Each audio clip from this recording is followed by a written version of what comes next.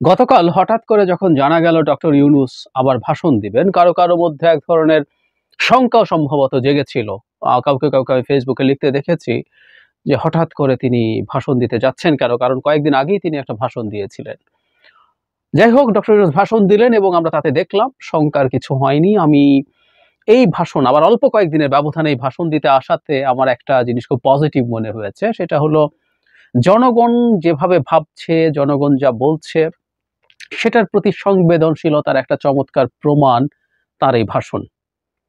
এর মধ্যে অতি গুরুত্বপূর্ণ একটা বিষয় এসছে, আমরা নিশ্চয়ই বুঝতে পারছি, সেটা হলো কোন ক্ষেত্রে সংস্কারের কথা ভাবছে ডক্টর ইউনূসের নেতৃত্বাধীন সরকার, সেটার একটা ধারণা পাওয়া গেল। কিভাবে কাজটা করবে সেটারও একটা ধারণা আমরা পেয়েছি। কিন্তু এর মধ্যে একটা কিন্তু আছে। তার ভাষণের একটা দুর্বল দিক আছে বলে আমি মনে করি। আমি শেষ অংশে সেটা বলতে যাচ্ছি।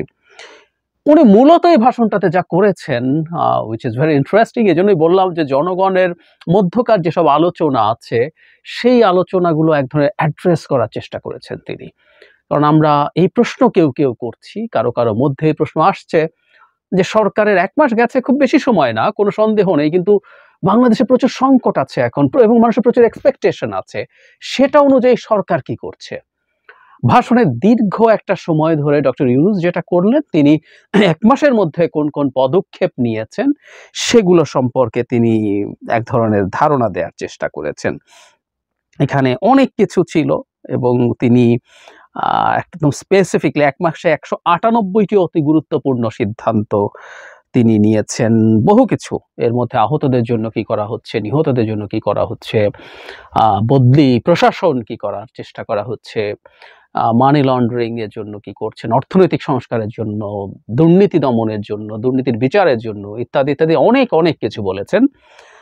কিন্তু আমি একটা কথা খুব স্পষ্টভাবে মনে করি, সরকারের আহতদের ব্যাপারে যথেষ্ট সিরিয়াস মনোযোগ আছে বলে আমার মনে হয় না।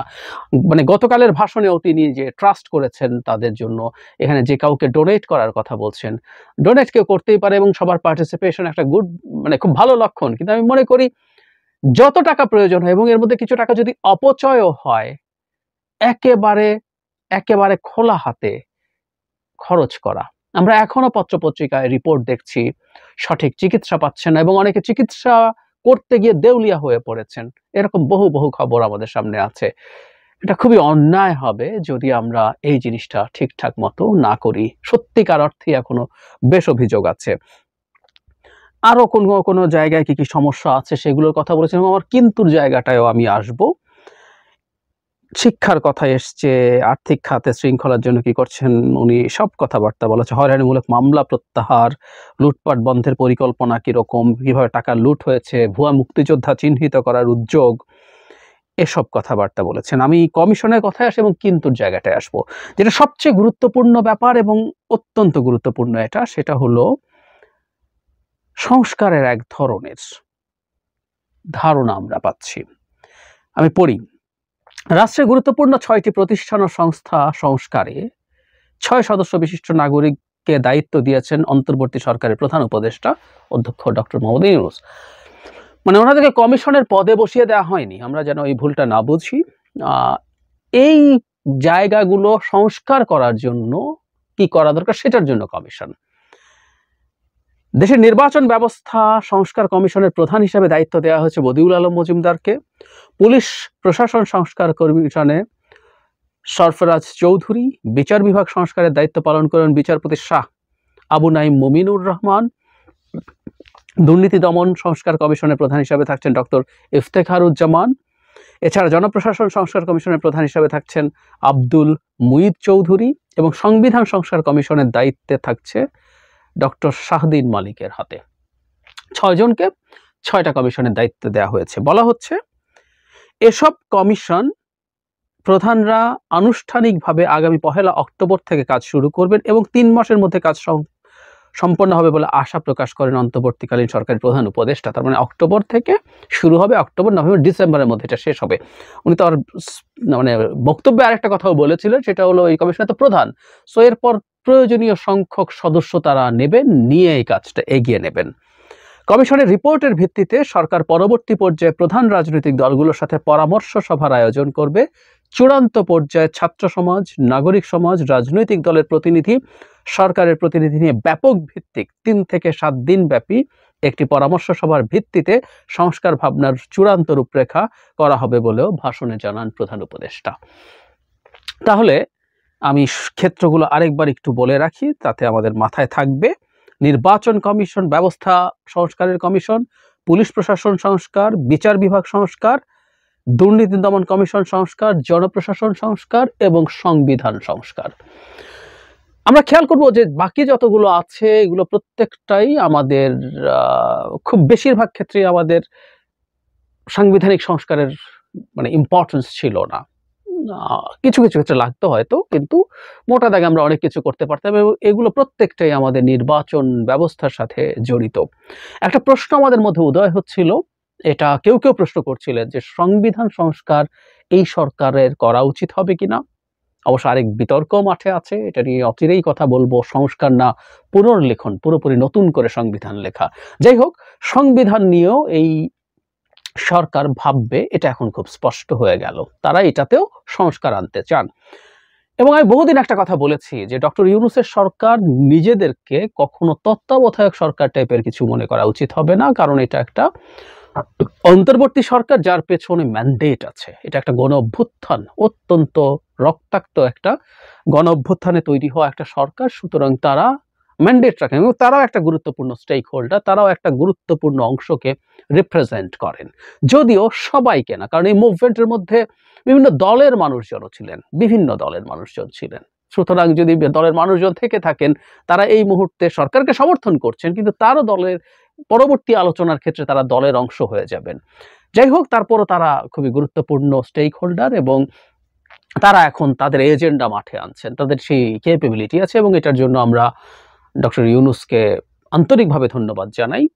এরপর এই কমিটিগুলো কাজ করবে, কাজ করে খুবই রাইটলি তিনি বলছেন মানে গঠন হয়ে কাজ করা শুরু করার কথা বলছেন 1 অক্টোবর থেকে, তার মানে 3 মাস, মানে ডিসেম্বর পর্যন্ত, এবং আগামী জানুয়ারিতে আমরা ধারণা করতে পারি সবার সাথে। এটা খুবই ইম্পর্টেন্ট। দীর্ঘদিন থেকে আমি বা আমরা অনেকেই এই কথাটা বলার চেষ্টা করেছি, মানে কোনো একটা সরকার যদি মনে করে যে এটা এটা করা দরকার আছে, এটা করলে ভালো হয়, করে দিলাম আমার এই মুহূর্তে অ্যাটলিস্ট যেহেতু ক্ষমতা আছে, কিন্তু সেটা সাস্টেইনেবল হবে না কোনোদিনও যদি একটা মানে ভবিষ্যতে যারা ক্ষমতায় আসবে তাদের সাথে এক ধরনের কনসেনসাস না হয়। এটা নিশ্চিত করা জরুরি, খুবই জরুরি। আমরা বহু ক্ষেত্রেই বলতে পারি, ইভেন আমরা কনস্টিটিউশনটা যদি পুরোপুরি নতুন করেও লিখে ফেলি, সেই কনস্টিটিউশন পাল্টে দেবার মানে কন্ডিশন থাকবে। পৃথিবীর প্রতিটা সংবিধানে সংবিধান সংশোধনের অপশন থাকে। তো একেবারে নতুন সংবিধান লিখে ফেলার পরও পরবর্তী কেউ ক্ষমতায় এসে এবং সেটা সংশোধন করার মতো তার যদি ক্রাইটেরিয়া ফুলফিল করতে পারে, সে সেটা সংশোধন করে ফেলতে পারবে। সুতরাং রাদার এই মুহূর্তে আওয়ামী লীগ ছাড়া, আওয়ামী লীগের সাথে কোনো আলোচনা এই মুহূর্তে হওয়ার প্রশ্নই আসে না। বাকি যারা আছে, সবচেয়ে বড় রাজনৈতিক দল বিএনপি ছাড়া পরবর্তীতে জামায়াত আছে, এরকম আরো যারা যারা আছে, অন্যান্য রাজনৈতিক দলের মোর্চা, গণতন্ত্র মঞ্চ আছে, তারপরে আরো কয়েকটা মোর্চা আছে যারা বিভিন্ন সময়ে সরকার বিরোধী আন্দোলনে ছিলেন, তাদের সাথে বসে একটা কনসেনসাস তৈরির কথা ডক্টর ইউনূস বলছেন এবং সেটার মাধ্যমেই এই সংস্কারগুলো করতে হবে। সেটা খুবই জরুরি এবং চমৎকার ভেবেছে এবং আমরা সেই সময়টার জন্য অপেক্ষা নিশ্চয়ই করব। একটা কিন্তু আছে এই অতি গুরুত্বপূর্ণ ভাষণের সাথে। যেমন শিল্পে অস্থিরতা চলছে, গার্মেন্টে অস্থিরতা চলছে, ডক্টর ইউনূস এটাকে অ্যাড্রেস করেছেন। তিনি অ্যাপিল করেছেন যে আপনারা এমন কিছু করা উচিত হবে না যেটা আপনার দাবি দেওয়া পেতে গিয়ে আপনার রুটি রুজির জায়গাটাই নষ্ট হয়ে যায়, বন্ধ হয়ে যায়। রাইট, ইট ইজ ঠিক আছে, কিন্তু সমস্যা হচ্ছে আমরা খুব স্পষ্টভাবে দেখতে পাচ্ছি গার্মেন্টকে কেন্দ্র করে একটা অস্থিরতার পরিকল্পনা পরিকল্পিতভাবে হচ্ছে। এটা ঠিক নিছক দাবি দেওয়া আদায়ের ব্যাপার না, বিষয় না। ডক্টর ইউনূস সেটা বোঝেন, কিন্তু উনি একটা অভিভাবক সুলভ জায়গা থেকে এই কথাগুলো বলেছেন। যেভাবে বলেছেন আমার কাছে খুব সঠিক মনে হয়নি। কেন হয়নি আসছি, আরেকটা ঘটনা উল্লেখ করি। বিভিন্ন জায়গায় মব যা করছে, আইন নিজের হাতে তুলে নেওয়া, তিনি বলছেন নিজের হাতে তুলে নিয়ে যা যা করছেন উনি সেটাকে বলছেন যে এটা একসেপ্ট করেন না এবং এটার জন্য শাস্তির ব্যবস্থা করবেন, এই ধরনের কথাবার্তা আছে। এই দুটো বলেছেন। আরেকটা জিনিস বলেন নাই, বিভিন্ন জায়গায় চাঁদাবাজি, দখলদারি ফিরে এসছে। কার নামে হচ্ছে, কে করছে, একদম শুনতে চাই না সরকারের কাছ থেকে। আমরা এই আলোচনা করব সরকারের কাজে এগুলো বন্ধ করে। এটা নিয়ে উনি একেবারে, অন্তত আমি শুনেছি, আমার কানে আসেনি যে এগুলো নিয়েও উনি কঠোর কোনো কথা বলছেন। বাকি ২ জায়গায় বলেছেন, ধরুন শিল্পে অস্থিরতার ক্ষেত্রেও সরকার কঠোরভাবে ব্যবস্থা নেবে এবং মব যা করছে, উনি শাস্তির কথা বলেছেন। কিন্তু আমি মনে করি এই জায়গাটায় খুব শক্ত এবং কঠোরভাবে বলা দরকার ছিল। প্রধান উপদেষ্টার কাছ থেকে যখন এরকম কঠোর অবস্থান জানা যেত এবং অবশ্যই মাঠে সেটার সাইন দেখা যেতে হতো, সেটার নজির দেখা যেতে হতো এবং সেটাকে স্প্রেড করতে হতো যে এই মবের এই কাজের জন্য এই ব্যবস্থা নিয়েছি আমরা। খুব খারাপ পরিস্থিতি তৈরি হচ্ছে এবং আমি মনে করি সরকারের কঠোরতার অভাব আছে। বলতেই পারি যে পুলিশ কি ঠিকঠাক মতো কাজ করতে পারছে ইত্যাদি ইত্যাদি, কিন্তু আমরা অন্তত সাইন দেখতে চাই। যেখানে ঘটনা ঘটে গেছে সেই জায়গায় অন্তত মামলা করা হচ্ছে এবং সেই মামলার ভিত্তিতে দায়ীদেরকে খোঁজার চেষ্টা হচ্ছে। আমরা দেখছি না।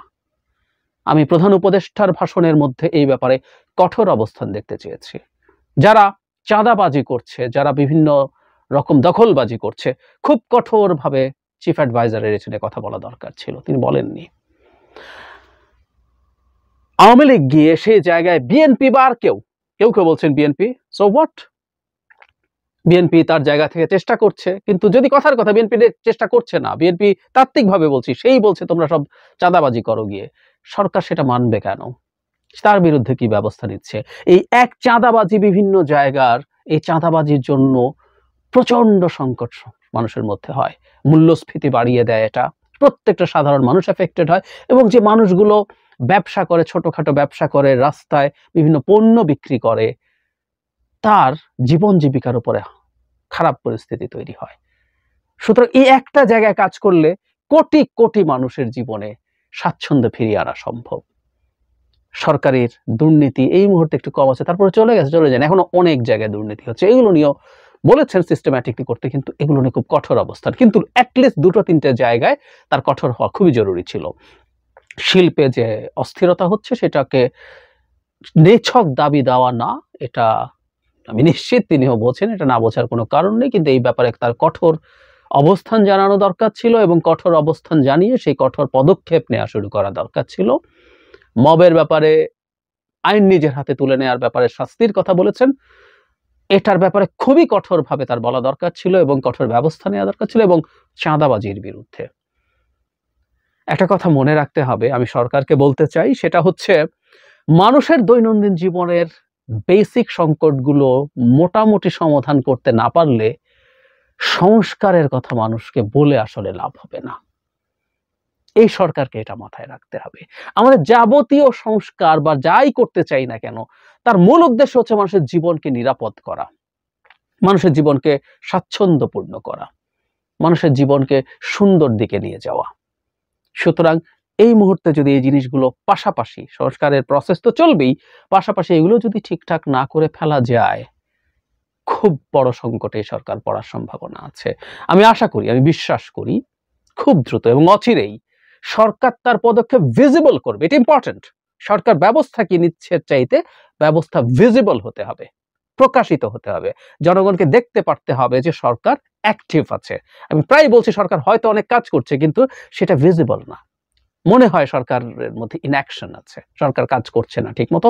আমি অন্তত নিজে দূর থেকে আমার কাছে মনে হয়েছে, শুধু না আমাকে, অনেকে ঠিক একই রকম একটা কথা বলেছে, অনেকে আমার পরিচিত অনেকেই বলেছে সরকার এই ১ মাসে এই বিধ্বস্ত দেশের মধ্যে সব ক্ষেত্রে সফল হবে, তা তারা নিজেরাও মনে করেন না, কিন্তু তারা মনে করেন সরকার পদক্ষেপ নিচ্ছেন, কাজ করছেন, এটা ভিজিবল হচ্ছে না।